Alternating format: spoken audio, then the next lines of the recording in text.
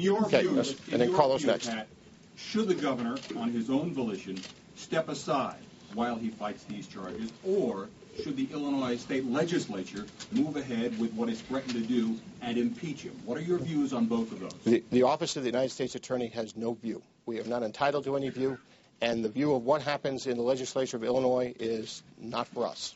Carlos and then Carol. Pat, given the scope and the brazenness of this alleged conduct of Governor Blagojevich, what does it say that this happened despite the cautionary tale of George Ryan?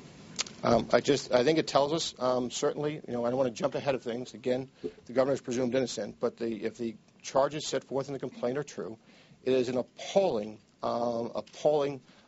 statement about what's been happening in Illinois government with Governor Blagojevich and his chief of staff. And what it tells us is that it's great to have the FBI and their colleagues working on this, but we need people in the public to stand up and say enough. And if people start hearing things that they feel is untoward or improper, we need them to come forward. We're not going to end corruption in Illinois by arrests and indictments alone. I'm not minimizing the impact of charging people who commit crimes. What's going to make the difference is when people who are approached pay to play first say no and second report it. Carol. Are you able to tell us if in the Tribune scenario it was the Tribune who came to you and said we're being extorted, or you that went to the Tribune with this revelation?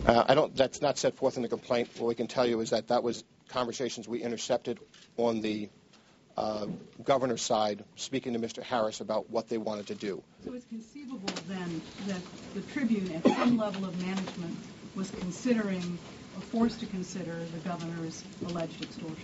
I'm not going to speak for the Tribune or what happened or what message got there. I think the complaint made clear that Governor Blagojevich, what he had in mind was basically a get rid of the editors for this.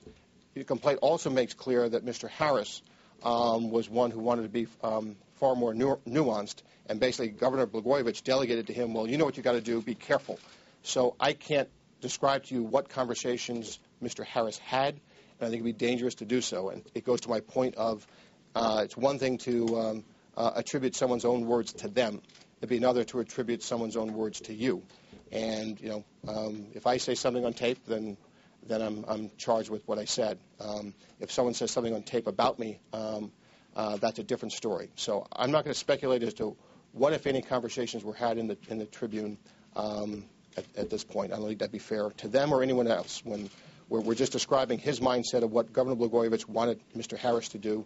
We're not describing what happened in the scheme beyond that. Mr. Fitzgerald, what does this say about Senator Durbin's letter to the president requesting commutation of George Ryan's sentence, which has only been a year of a 6.5-year sentence that was imposed for the crimes this office charged him and convicted him? And that's a different matter. I told you the office doesn't have a view on what happens in sort of Illinois government. We just don't have a stake in that.